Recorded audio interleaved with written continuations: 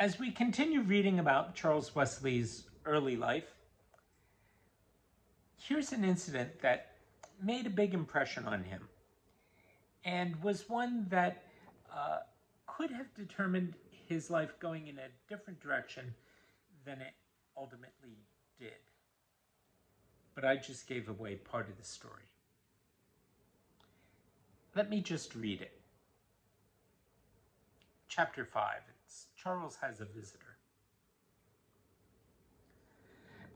Charles's championship of James Murray and the stoicism with which he accepted unjust punishment made him something of a hero with the boys at Westminster School.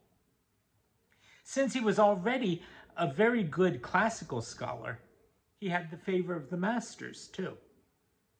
Indeed, the headmaster, Dr. Freund, was so taken by Charles' entire character that he oftentimes invited the boy to literary gatherings under his roof.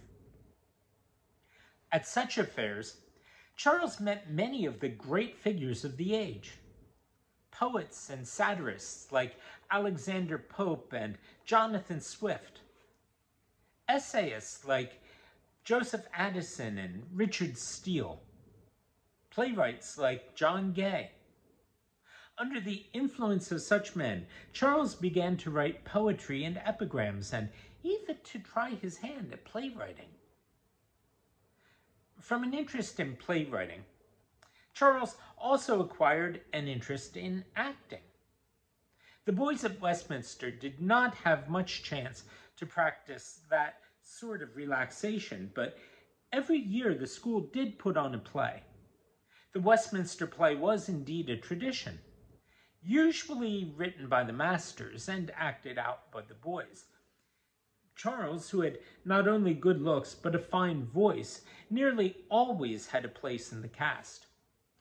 In 1719, when he was 12 years old, he wrote the play and acted the main part as well. The fame of the Westminster play reached far and wide, and in the audience were always members of the literary world. Therefore, when Charles was told that a fine gentleman was waiting to talk to him, he was not really surprised. After all, he knew many of the gentlemen. It would only be friendly of one of them to wish to congratulate him. "Who is it?" he asked the messenger boy. "Mr. Johnson? Mr. Matthew Prior, perhaps?" The messenger boy shook his head. "Whoever he is, he's Irish." "Irish? Mr. Steele?" "No, I know Mr. Steele. I never saw this man before." "Where will I find this fine gentleman, then?" Charles asked, trying not to show the curiosity that he felt. "In Dr. Freund's reception hall," the boy replied. Charles made his way through the cloisters and across the dean's yard to Dr. Freund's rooms. His heart was beating rapidly. He had been to the headmaster's rooms often, but now with every step he took he could feel his excitement mounting. He stopped at the entrance to the reception hall to catch his breath and to steal a glimpse at his visitor. The man with Dr. Freund was a complete stranger to Charles. He was a very stout man with an elaborate, flowered waistcoat that only served to emphasize the roundness of his figure. On his head, he wore the handsomest wig Charles had ever seen, pure white, very silky, and dressed with corkscrew curls that fell to his shoulders. Charles advanced into the room and bowed deeply.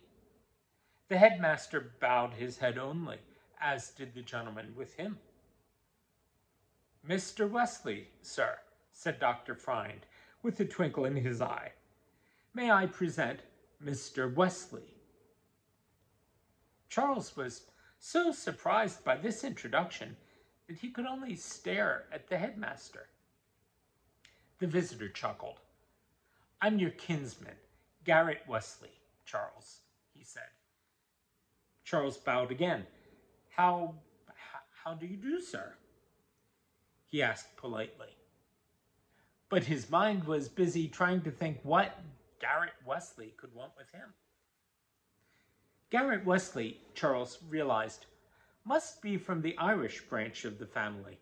That branch had settled near Dublin and grown prosperous there, in contrast to the English branch, of which Reverend Samuel was now the head. "Well," said the headmaster, "why don't you kinsmen sit down over there and get acquainted?" With one hand, he indicated the brocade-covered sofa before the huge fireplace. "I shall have a servant bring you some refreshment." Charles and Garrett Wesley sat down together as bidden. Garrett Wesley settled back and made himself comfortable. "I wish to congratulate you on a fine performance," Garrett Wesley said. For a moment, Charles couldn't even think what performance his kinsman meant. The Westminster play seemed as far off as a dream in the face of the present startling situation. "Thank you, sir," he said. "It is really quite wonderful how much license these Church of England schools allow the scholars," Garrett Wesley went on. "License, sir? Was play acting part of your upbringing, my young friend? As I remember my cousin Samuel, he was much too straight-laced to permit that in his household." Charles felt acutely uncomfortable at Garrett Wesley's words, because of course there never had been time for play acting in the Samuel Wesley household. "Everyone was always too busy for play acting at home," Charles said. "But Father did find time to write verses. I think he might have written a play if he had wanted to. Brother Samuel did, you know, one that was acted here a few years ago." Yes," said Garrett Wesley. "I have heard of your brother Samuel. I've heard of him, in fact, from the same person who told me of you." "Who was that, sir, if I may ask?" "The Reverend Jonathan Swift," Garrett Wesley replied, and smiled. "A prime example of the literary clergy, if I may say so." Once again, Charles was too surprised to speak. He had not realized that the famous poet and satirist was a minister of the Church of England. "Yes," continued Garrett Wesley, "he is a near neighbor of mine at Dangan, close to Larricourt. Or he is when he's in Ireland." "And he told you of Brother Samuel and me, sir?" asked Charles, prompting his kinsman to get on with what he had to say. "It was kind of him to mention me, for, after all, I'm only a boy." "You're too modest," said Garrett Wesley. "The Reverend Swift talked so glowingly of you that I came to see you for myself. Your headmaster thinks highly of you, too. He tells me you not only know how to use your brains, but also your fists." Charles felt the blood rise in his cheeks. There had been several times since his fight for James Murray that he had had to defend himself with his fists, and somehow word of the battles always got around the school.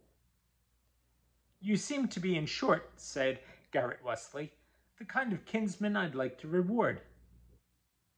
Charles could feel excitement mounting in him again at the word reward. What kind of reward would it be? "Thank you, sir," was all he could think to say. "As you may have heard, I am a very rich man. My wife is an invalid." "I'm very sorry, sir." "And we have no heirs. I'm looking for someone to inherit my estates and my fortune." Now Charles was so excited he could hardly breathe. He could feel the perspiration gathering under his stiff collar and trickling down his back. He clenched and unclenched his fists, trying to calm himself. "You may be just the one I'm looking for," said Garrett Wesley. "I'm not absolutely sure, but sure enough to offer to pay your expenses here for a while. By the time you're ready for a university, I'll have made up my mind."